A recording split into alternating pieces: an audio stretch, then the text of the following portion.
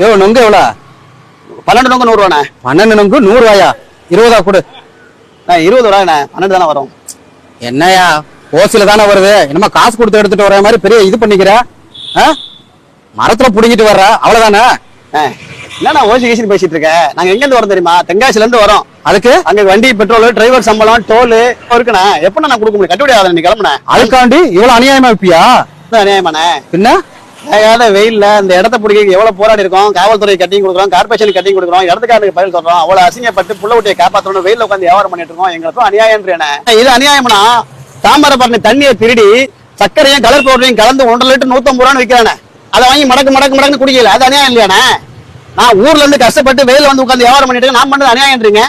அதுக்கு பேர் வச்சுட்டேன் பெப்சி, கொக்கோ கோலான்னு. அது நியாயமா? 12 நொங்கு வாங்கி தின்ட்டு 100 ரூபா கொடுக்க அநியாயமா? யோ, இதை தின்னா உடம்புக்கு எதுவும் வராதியா? அதை தின்னா வயர்லாம் எரிஞ்சு செத்தான் சுண்ணாம்பாகும். போ.